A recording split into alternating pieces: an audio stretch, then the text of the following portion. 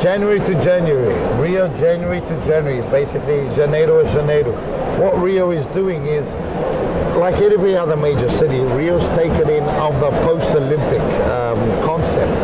Is we've been studying what the world's been doing. You don't create anything today, you copy. And like most international cities that had the Olympics, and let's not forget, Rio had the World Cup and the Olympics back to back. Not many other people had the chance.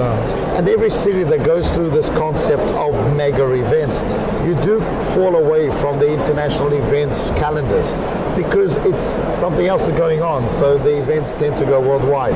So what Rio did, we were very quickly after the Olympics, we had the Maracanã Stadium up and running. The Ministry of Sports took over the Olympic Village and got things moving.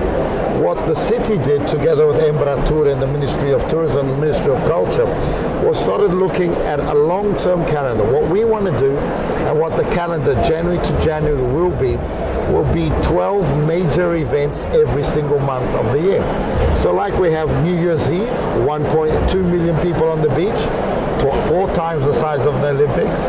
We have the Carnival, 1.1 million visitors in the city, 2 times the size of the Olympics.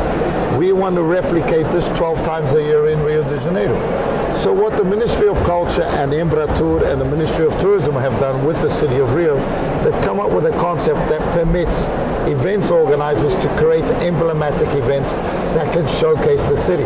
So I'll give you an example. We'll have like the month of Valentine's. The whole month will be dedicated to Valentine's events and designation.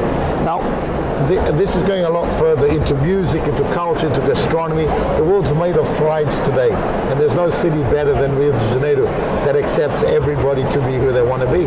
So we're going to create a calendar of events that accommodate every single kind of person in the world. But what's the best thing is, in 2018 we're going to implement it. But the same date you will see the event in 2018, it will replicate in 2019, in 2020, and 2022 and onwards, 21 and 22. That will give the market enough space to plan itself. The travelers, let's say it's a sports adventure traveler who wants to come and do a half marathon with a swimming and rowing and biking event in Rio. He will know that every June this is going to happen in Rio. So people can actually plan ahead and prepare themselves and live these experiences, which is what we're looking for in life.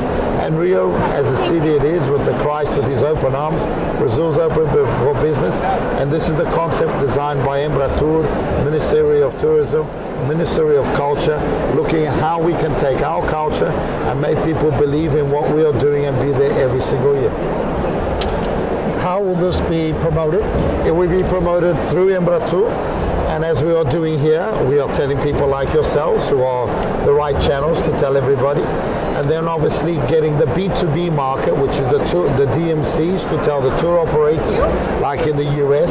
We will be at USTOA in December now with Embratur. We're going to do an event to launch the calendar and talk.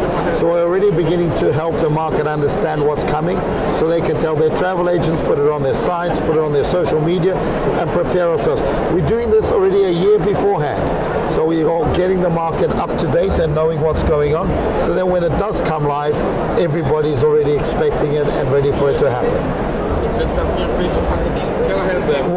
Will this take place in any particular part of Rio? All over the city. All over the city. You've got to remember, Rio de Janeiro, after the Olympics, we have now got a city 4 destinations in one. If you go downtown Rio, you have a big convention center, you have the boulevard, the Olympic Boulevard with the Museum of Tomorrow, Aqua Hill, where you can actually do a dinner for 60 people while the sharks are swimming around your head. You've got the boulevard, 1.5 kilometers, lots of space for things to happen, 15 museums. You have Lapa, the Brazilian concept of music.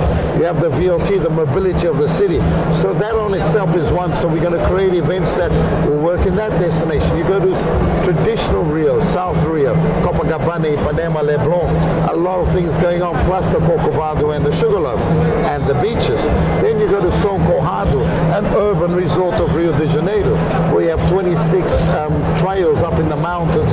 You have a golf course, you have shopping, you have the beach, you have the tandem flights, you have the whole Hotel Nacional, an Oscar Niemeyer heritage we have, and you have the Rocinha, which is one of the attributes we have as a tourist. And then you go Barra da Tijuca, 24 kilometers of pristine beaches, where at some points they're 300 meters wide.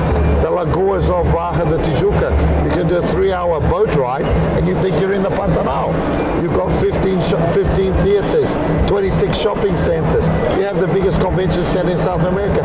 You have the Olympic Park. You have the Jeunesse. You have all these things going on. There is so much. So all these new products, this new hardware we have, we're going to use our intelligence of doing big events, which is our software, create these events spread out over the city, and use what we have best, which is our people. Where Charlie, you know it very well. We know how to make things happen. What's the website to get read up? You go to visitbrazil.com, which is the Embratur site, and slowly but surely all the news is coming out, and there's more. What the Brazilian government have done, and Embratur are going to do stuff as of 8th of January. You can now get your visa online if you're Canadian, and if you do, and then on the 15th of January for the Brazilians. So Vinicius probably told you, and finally, so we're waiting. Please, we want to triple the amount of Americans. Brazil's open